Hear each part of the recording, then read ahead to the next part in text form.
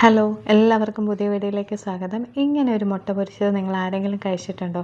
ഒരു വെറൈറ്റി ആയിട്ടാണ് കേട്ടോ. അടിപൊളി ടേസ്റ്റാണ്. മുട്ട ഉണ്ടാക്കുകയാണെങ്കിൽ ഇങ്ങനെ ഉണ്ടാക്കണം കേട്ടോ. എൻ്റെ വീട്ടിൽ എൻ്റെ അച്ഛമ്മ ചെയ്ത് തരാറുള്ള ഒരു ഐറ്റമാണ് കേട്ടോ. അടിപൊളി ടേസ്റ്റാണ്.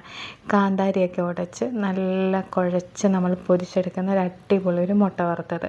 ഇതിലേക്ക് നമുക്ക് മെയിനായിട്ട് ആവശ്യമുള്ളത് നമ്മുടെ ചെറിയ ഉള്ളി ഉണ്ടല്ലോ, ഒരു 3-4-5 കഷ്ണം ചെറിയ ഉള്ളി ഇട്ട് കൊടുക്കുക കേട്ടോ. പിന്നെ കുരുമുളക് ഇട്ട് കൊടുക്കുക, കുറച്ച് കുരുമുളക്, എരിവിന് ആവശ്യത്തിന് കുരുമുളക്. പിന്നെ കാന്താരി എത്ര ഉണ്ടോ അത്രയേ ഇട്ട് കൊടുക്കുക കേട്ടോ. ഞാൻ 3 ഇടുന്നുള്ളൂ, നല്ല എരിവാണ് അതുകൊണ്ട്. പിന്നെ ഒരു കൈപ്പിടി തേങ്ങ തിരികിയതും കൂടി ഇടുക, ആവശ്യത്തിന് ഉപ്പും കൂടെ ചേർത്തിട്ട് നമ്മുടെ ഇടിവരലിൽ ഒന്ന് ഇടിച്ചു കൊടുക്കുക. കറിവേപ്പില ലാസ്റ്റ് ഇട്ടൊന്ന് ഇടിച്ചാൽ നല്ല ഫ്ലേവർ ആയിരിക്കും കേട്ടോ.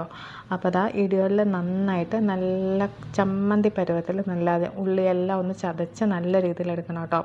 എൻ്റെ വീഡിയോ ഒന്ന് ഇഷ്ടമാകുന്നുണ്ടെങ്കിൽ എല്ലാവരും ഒന്ന് ലൈക്ക് ചെയ്യണേ. അതുപോലെ സബ്സ്ക്രൈബ് ചെയ്യാതെ കാണുന്നവരുണ്ടെങ്കിൽ സബ്സ്ക്രൈബ് ചെയ്ത് കാണാൻ ആരും മറക്കല്ല കേട്ടോ. അപ്പോൾ ഇടിവരയിൽ നമ്മൾ നന്നായിട്ട് ചമ്മന്തി പോലെ നല്ല അരച്ചെടുത്തിട്ടുണ്ട്. ഇനി നമുക്കിതൊരു ബൗളിലോട്ട് മാറ്റിയിട്ട് നമുക്കിനി ആവശ്യമുള്ളത് 2 മുട്ടയാണ് കേട്ടോ. 2 മുട്ട മാത്രം മതി. എത്രത്തോളം ആൾക്കാരുണ്ട് അതിനനുസരിച്ചിട്ട് ഈ ഒരു നമ്മുടെ തേങ്ങ തിരങ്ങിയ സംഭവം ഉണ്ടല്ലോ അതൊന്ന് കൂട്ടിയെടുത്താൽ മതി കേട്ടോ. അപ്പോൾ ഞാൻ 2 മുട്ടയ്ക്ക് വേണ്ടിയിട്ടുള്ളത് മാത്രമാണ് ഇപ്പോൾ ഇത്രയും ഒരു ഇതെടുത്തേക്കുന്നത്. അപ്പോൾ ഇങ്ങനെ നമ്മൾ കാന്താരിയും കുരുമുളകും എല്ലാം കൂടെ ചതച്ച് ഇങ്ങനെ ഒരു മുട്ട വറുത്തെടുക്കുമ്പോൾ എന്ത് ടേസ്റ്റാണെന്നോ. എന്തായാലും നിങ്ങൾക്ക് എന്തായാലും ഇഷ്ടപ്പെടും കേട്ടോ. നമുക്കിത് മുട്ട മാറ്റി താറാമുട്ടയോ കോഴിമുട്ടയോ ഏത് മുട്ട വേണേലും എടുക്കാം കേട്ടോ. ഇനി ഇതിലേക്ക് ആവശ്യമുള്ളത് ഇഞ്ചിയാണ്, ചെറുതായിട്ട് അരിഞ്ഞ ഇഞ്ചി, പിന്നെ കുറച്ച് ക്യാരറ്റ്, കുഞ്ഞായിട്ട് അരിഞ്ഞ ക്യാരറ്റും, പിന്നെ തക്കാളി ചെറുതായി അരിഞ്ഞതോടെ ആഡ് ചെയ്ത് കൊടുക്കുക. നിങ്ങൾക്ക് ഇഷ്ടമുള്ള വെജീസ് എല്ലാം ആഡ് ചെയ്യുക കേട്ടോ. നല്ല ടേസ്റ്റാണ് ഇതൊക്കെ ആഡ് ചെയ്ത് കഴിക്കുമ്പോഴത്തേക്കും. ഇത് വെജീസ് ഒന്നും ആഡ് ചെയ്തില്ലെങ്കിലും വിഷയമില്ല, അല്ലാതെ തന്നെ ഈ മുട്ട പൊരിച്ച് തിന്നാൻ നല്ല ടേസ്റ്റാണ് കേട്ടോ.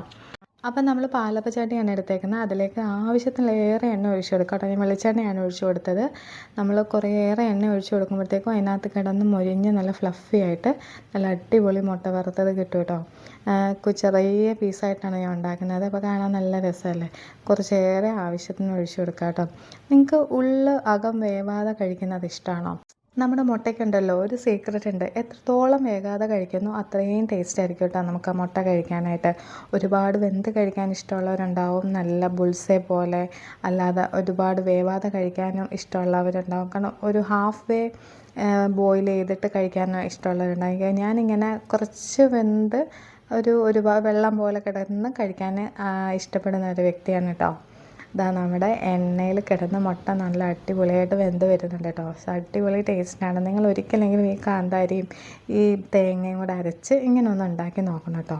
ഞങ്ങളുടെ കോട്ടയം സ്പെഷ്യലായിട്ടുള്ളൊരു കറിയാണ്. എൻ്റെ അച്ഛമ്മ എനിക്ക് ഉണ്ടാക്കി തരാറുള്ള കേട്ടോ. ശരിക്കും നല്ല ടേസ്റ്റാണ്. ഞാൻ അകം വേവാതാണ് എടുത്തേക്കുന്നത്. അപ്പം നമുക്കിങ്ങനെ ചോറിൻ്റെ കൂടെ ഇങ്ങനെ മാറ്റിയെടുക്കുമ്പോഴത്തേക്കും അകം ഇങ്ങനെ വെള്ളം പോലെ ഇരിക്കും. ഒട്ടും മുട്ടയുടെ ഒരു ചെവില്ല, നല്ല ടേസ്റ്റായിട്ട് നമുക്ക് കഴിക്കാൻ പറ്റും കേട്ടോ. ശരിക്കും എനിക്ക് ഭയങ്കര ഇഷ്ടമാണ് ഇങ്ങനെ അകം വെന്ത് കഴിക്കാനായിട്ട്.